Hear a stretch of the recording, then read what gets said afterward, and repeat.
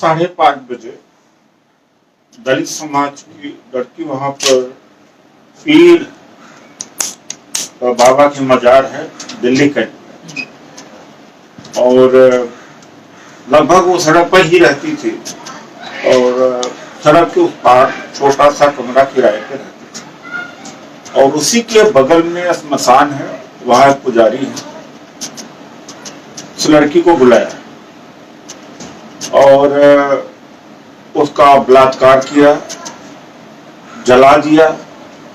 तब 7:30 बजे लड़की के बाप को कहा कि वो करंट से मर गई है, हमने जला दिया है।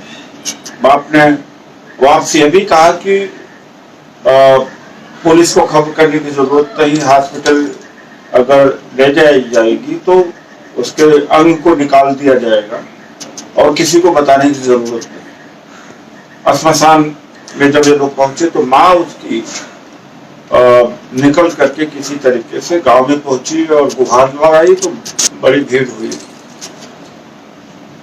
तब तक पुलिस का कोई कार्रवाई नहीं हुई थी, और उल्टा जो कहीं अभी तक तो देखने को नहीं मिला, राकेश अस्थाना जी यहाँ की कमिश्नर बने तो बनते ही क्या स्थिति है पुलिस की कि दिल्ली देश की राजधानी और कैंट जो सबसे ज्यादा सुरक्षित जगह है, थाने में सुबह से लेके शाम तक माँ बाप के लड़की को बैठाया और 20,000 रुपया 15,000 रुपया दे करके सुलह समझौता करना चाह रहे थे। यानी पीड़ित के माँ बाप को दिन भर बैठाया। यह है इस देश की पुलिस। और मैं इसकी तुलना हाथरस से करूंगा। हाथरस जैसा ही जघन्य अपराध। हमारी मांग है कि त्वरित अदालत का गठन करके इनको फांसी के तथ्य पर पहुंचाया जाए। और एक मुझे और तकलीफ है कि निर्भया दलित समाज की नहीं थी। निर्भया जैसा ही जघन्य कांड है, लेकिन मीडिया भी इसमें नदारद है और विपक्ष भी नदारद है। तो जो कहते थे कि जो 60 साल में नहीं हो पाया है कांग्रेस या विपक्ष की सरकार, मोदी जी 60 महीने में कर डाले, वो हो रहा है। जितना अत्याचार हो रहा है दलितों के ऊपर, और पुलिस की जो भूमिका है बहुत ही शर्मनाक है। पुलिस वालों को भी के खिलाफ कार्रवाई होनी चाहिए और त्वरित अदालत का गठन होना चाहिए। अगर ऐसा नहीं होता, वैसे भी हम लोगों ने तय किया है कि कल या परसों एक बहुत बड़ा आंदोलन हम करेंगे, और लोग अभी वहां पर जमा हुए हैं।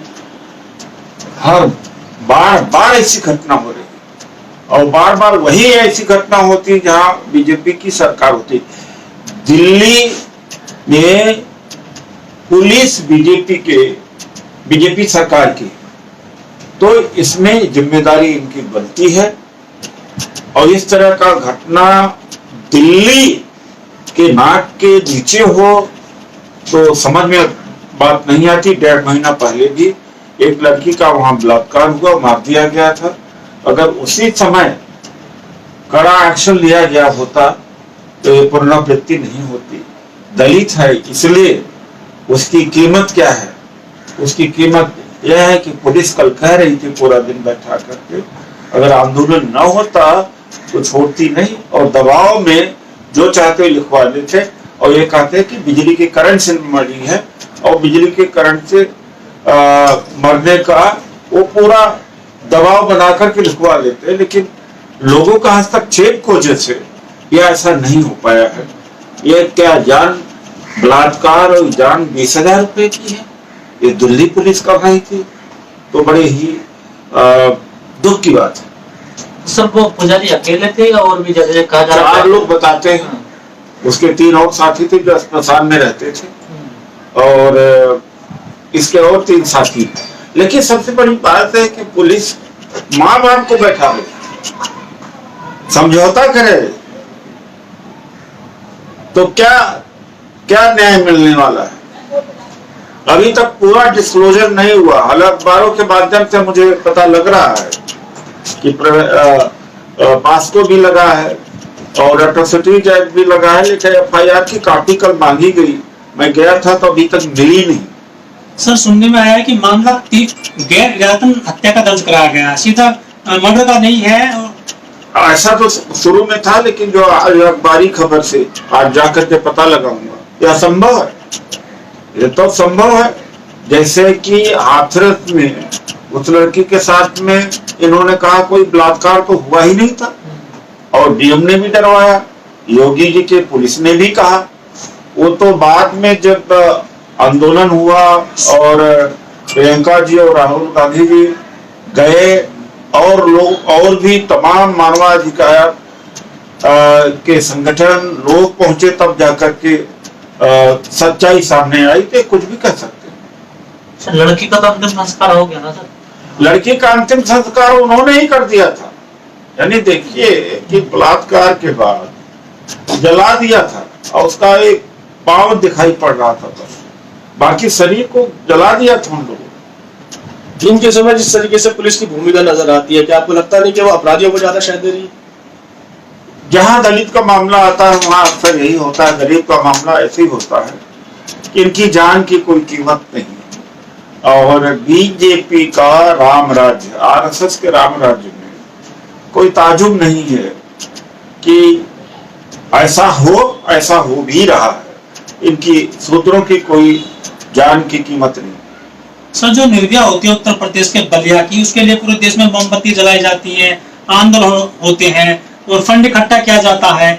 यहाँ पे दलित ये किशोरी बताई जा रही है, क्या लोग आएंगे उसके लिए, न्याय के लिए? दिल्ली के सिविल सोसाइटी से मैं पूछना चाहता हूँ, जो बुद्धिजीवी हैं, जो प्रगतिशील हैं और जो महिला सक्रियता है महिलाओं के लिए, वो कहाँ है? वो भी गायब है।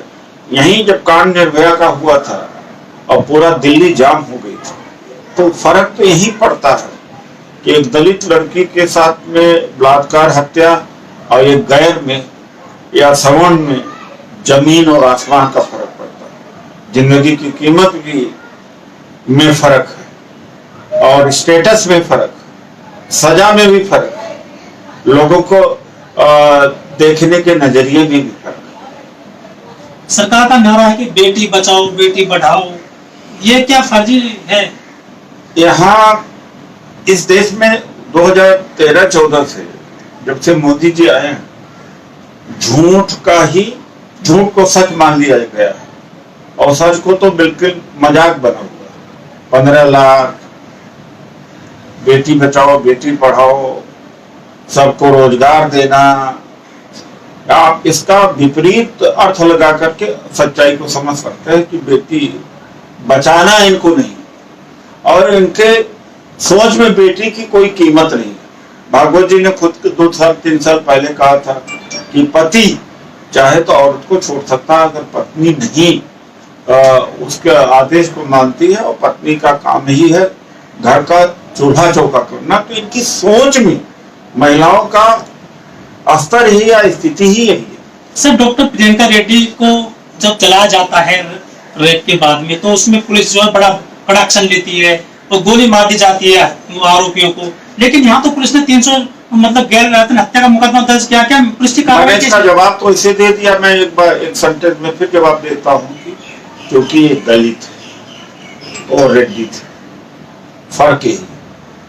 अगर ये भी दुबे चौबे अग्रवाल और गुप्ता होती तो मामला कुछ और।